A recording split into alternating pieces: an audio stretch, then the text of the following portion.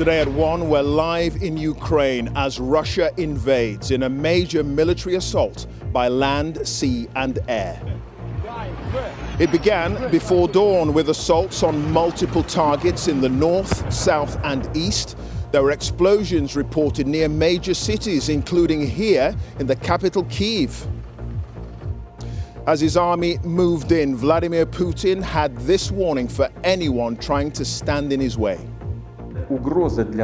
Whoever tries to interfere with us or threaten our country should know that Russia's response will be immediate and lead to such consequences that have never been experienced in history.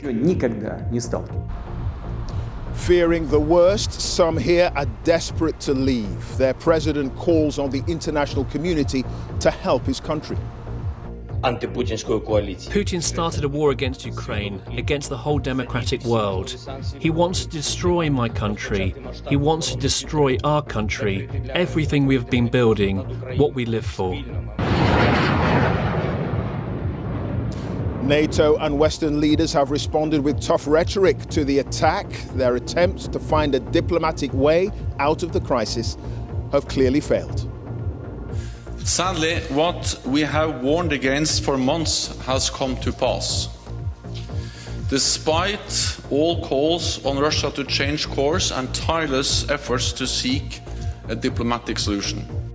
For all his bombs and tanks and missiles, I don't believe that the Russian dictator will ever subdue the national feeling of the Ukrainians and their passionate belief that their country should be free. We'll be live in Moscow, Brussels, Washington, and from across Ukraine with the very latest. We'll also be asking what the international community can do to end the crisis, and we'll take a look at the wider economic impacts of the conflict. And here in London, I'm Ben Brown with the day's other news. All remaining legal COVID restrictions have been lifted in England, almost 2 years after the first rules were introduced. And the Queen postpones her engagements for the second time this week after testing positive for COVID. And on the BBC News Channel, stay with us for continuing coverage of Russia's invasion of Ukraine, with analysis and reports from around the world.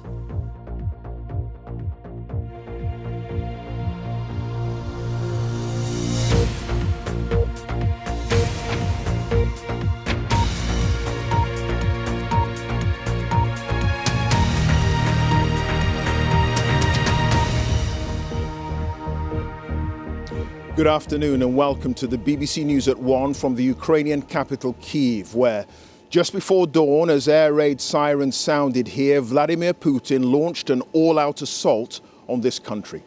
The NATO Secretary General Jens Stoltenberg said it was a brutal act of war of the type we thought was part of history in Europe. The Ukrainian government called it a full-scale invasion, saying there have been multiple explosions from cruise and ballistic missiles in several cities, and Russian tanks and troops have poured in across the borders to the east, the south and in the north. Russian fighter jets have also been heard in the skies. In an address to the nation, Mr. Putin said anyone who tried to interfere with Russia's operation would face consequences that have never been experienced in history. Ukraine's President Volodymyr Zelensky has declared martial law. He urged his citizens not to panic, insisting his country would emerge victorious. And NATO says it's activating its defense plans, bolstering its presence in frontline states. In the last hour, Boris Johnson has said this hideous and barbaric venture must end in failure. Well, our correspondent Paul Adams here in Kiev has this roundup of the day's dramatic events.